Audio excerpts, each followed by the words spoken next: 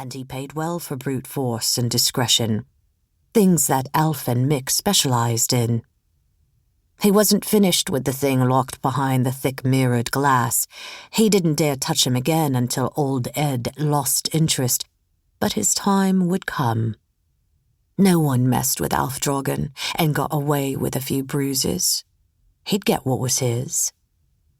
"He's waking up," Mick said, his voice high-pitched with excitement. "Come on, Elf, let me get the needle. I won't give him too much, I promise." "All right, Mick," Elf said kindly. "You go ahead. The lady's coming soon, and we don't want her to be scared away by him. Not that old Ed's money won't overcome any scruples she might have." "Money can't buy everything, Elf," Mick said, cheerfully heading for the drug cabinet. "Can't prove that by me, or by anyone I've ever met," Elf said. "They all have their price. Old Ed will get the lady doctor jumping when he snaps his fingers, just like we do." Another minion, he thought. Just what Edward J. Honeycutt needed. Chapter 1. Dr. Elizabeth Holden had never been so tired in her entire life. It didn't make sense. She'd spent the last 18 hours comfortably ensconced in a first-class airplane seat with every amenity she could possibly want. She'd dutifully taken walks every hour to stretch her muscles. She'd slept deeply and well, and since she'd deliberately removed her watch, the time changes shouldn't be affecting her. Of course, the last jog in that tiny death trap of a plane could be the reason. She hated small planes with a coward's passion. She wasn't overly enthusiastic about the big ones either, but at least she felt marginally safer in them. She'd almost refused to get onto the small plane waiting to take her to Ghost Island, and in the end it was only her precarious self-respect that made her do it. She'd survived the flight, but just barely, and she was ready to get on with her task. She hated not having her watch, just hated it.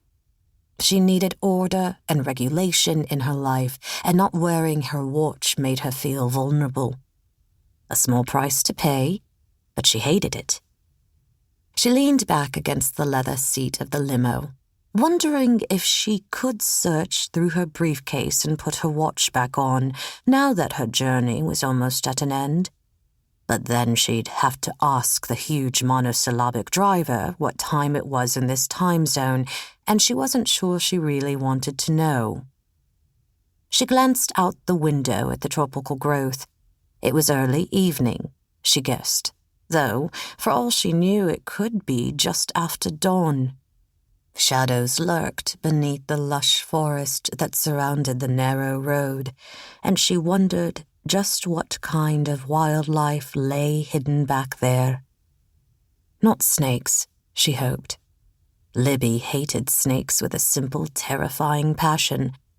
But this was an island, a huge private island off in the middle of nowhere. Weren't islands free of snakes? Ireland was, if St. Patrick had done his job properly, and so was Hawaii.